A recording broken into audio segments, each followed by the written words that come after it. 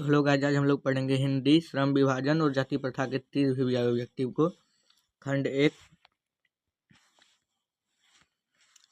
जीतेंगे हम ये वादा करो, कोशिश हमेशा ज़्यादा करो, किस्मत भी रूठे पर हिम्मत न टूटे, मजबूत इतना इरादा करो। चलिए अब स्टार्ट करते हैं। पहला है, लेखक बेरोजगारी का प्रमुख और प्रत्यक्ष कारण किसे मानते हैं? तो वो मानते हैं जाति प्रथा को। डॉक्टर भीमराव अम्बेडकर का जन्म कहाँ हुआ था? डॉक्टर भीमराव अम्बेडकर का जन्म हुआ था महू, मध्य प्रदेश में हुआ था। डॉक्टर अम्बेडकर ने किस पत्रिका का संपादन किया था? डॉक्टर अम्बेडकर ने बहिष्कृत भारत पत्रिका का संपादन किया था। उसके बाद देखेंगे भारतीय संविधान के निर्माता के रूप में हम किन्हें जानते हैं? जानते हैं भीमराव अम्बेडकर को, यानी कि option number B. Doctor Ambedkar का वर्णमय हिंदी के कितने खंडों में प्रकाशित हो चुके हैं? तो हिंदी के 21 खंडों में प्रकाशित हो चुके हैं। Option number D. आधुनिक सभ्य समाज कार्य कुशलता के लिए किसे आवश्यक मानते हैं? आधुनिक सभ्य समाज कार्य कुशलता के लिए श्रम विभाजन का आवश्यक मानती है। ऑप्शन नंबर ए। डॉक्टर भीमराव अम्बेडकर के पिता का क्या नाम था? डॉक्टर भीमराव अम्बेडकर के पिता का नाम था Ram Kishun Sakpal. Option number C. Doctor Bhimrao Ambedkar के माता का क्या नाम था? तो भीमाबाई नाम था। Option number D.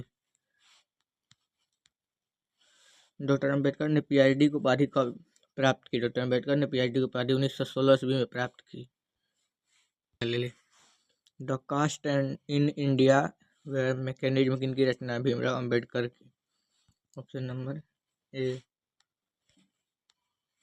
मूक नायक क्या है? मूक नायक क्या है? मूक नायक है पत्रिका। Option number B.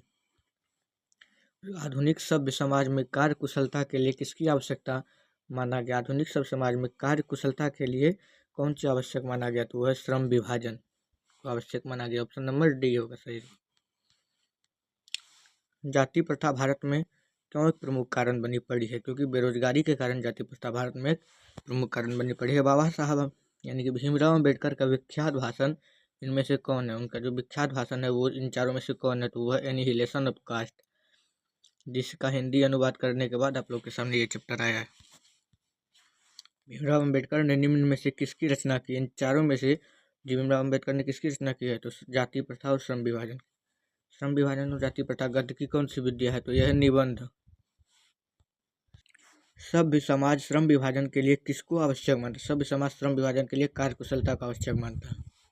भारतीय संविधान के निर्माण में महत्वपूर्ण भूमिका किसकी है? तो भीमराव अम्बेडकर की महत्वपूर्ण भूमिका है। ऑप्शन ए और इसका भी ऑप्शन ए। श्रम विभाजन और जाति प्रथा के लेखक कौन है? श्रम विभाजन जाति प्रथा के लेखक है बाबा साहब भीमराव अम्बेडकर। उसके बाद देखेंगे लेखक की दृष्टि में विडंबना की बात क्या है? विडंबना की बात है कि जातिवाद के पोषकों की कमी नहीं है, यानी जातिवाद को बढ़ावा देने वालों की कमी नहीं है।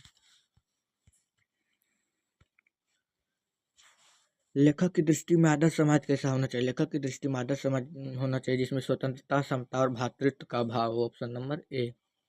लेखक बेरोजगारी प्रमुख और प्रत्यक्ष कारण किसे मानते हैं? तो वो जाति प्रथा को मानते हैं। बेरोजगारी का प्रमुख और प्रत्यक्ष कारण जाति प्रथा को मानते हैं। आधुनिक सभ्य समाज कार्य कुशलता के लिए किसे आवश्यक मानता है? तो श्रम विभाजन का आवश्यकता मानता है। डॉक्टर भीमराव अम्बेडकर के पिता का क्या नाम था? अरे भाई दोनों जगह अलग अलग है, इसको छोड़ दीजिए। डॉक्टर भीमराव अम्बेडकर के माता का क्या नाम था? माता का नाम था भीमाबाई। Option D. आर्थिक पहलू से भी जाति प्रथा डैश आर्थिक पहलू से भी जाति प्रथा क्या हानिकारक है? श्रम विभाजन और जाति प्रथा पाठ बाबा साहब के किस भाषण को संपादित अंश है? एनिहिलेशन ऑफ कास्ट से संपादित है। श्रम विभाजन और जाति प्रथा के लेखक कौन है? श्रम विभाजन जाति प्रथा के लेखक भीमराव अम्बेडकर। ये लास्ट ऑब्जेक्टिव है, भीमराव अम्बेडकर का जन्म कब हुआ? तो भीमराव अम्बेडकर का जन्म था 14 अप्रैल 1891 ईस्वी में। डॉक्टर अम्बेडकर का जन्म किस राज्य में हुआ था? तो मध्य प्रदेश में हुआ था।